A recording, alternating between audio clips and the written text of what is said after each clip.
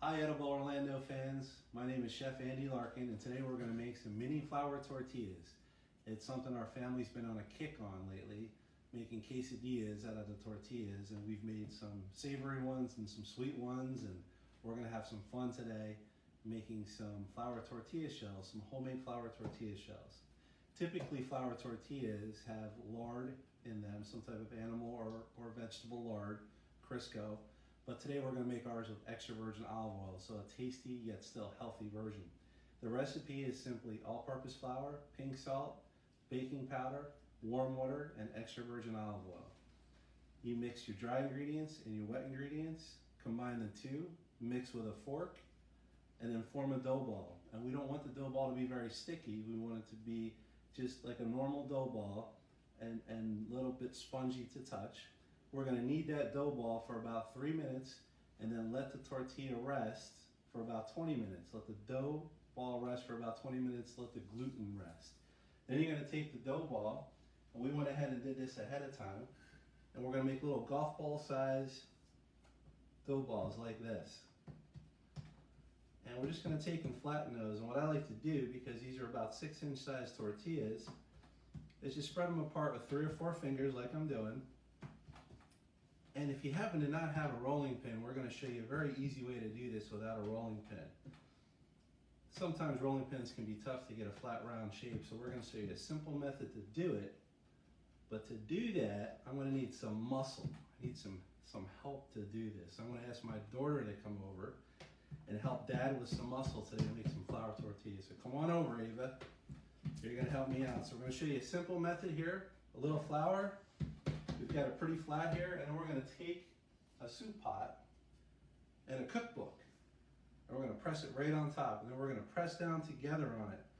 Now what the pot does is flatten out put some muscles on it there, put some muscles in it. We're going to flatten out this tortilla, and what the book does is keeps even pressure on it. So as you can see, it makes it nice and thin and consistent. A little more flour on top. We're going to spread it out, and we're going to press again. Ready? Press, press, press. Oh, give it a little shake, give it a little wiggle. And then we're going to get a little bit of a tortilla shape comes alive here. See that? Nice and thin, nice and easy. And we've preheated a pan over here. And in this pan, we're going to take our tortilla, and we're going to crank our pan up to about medium-high, almost high heat. So you want to use a thick pan. That way it holds its temperature well. And we're just going to lay the tortilla right in the bottom. And we're going to count. 1, 2, all the way up to 20 seconds. 3, 4. And what we're looking for as the tortilla cooks, we're going to cook it for about 20 seconds on each side, is the dough is going to start to bubble a little bit. When that dough bubbles at around 20 seconds or so, we're going to take that and we're going to flip it. And that gives it the classic tortilla kind of toasty marks. Is it 20 seconds? Yeah. It is? Okay. All right, here we go. So we're going to flip it. And then on this back side, you'll see it get the classic tortilla toasted spots on there, kind of like freckles. Like you have freckles, right? We're going to let it sit.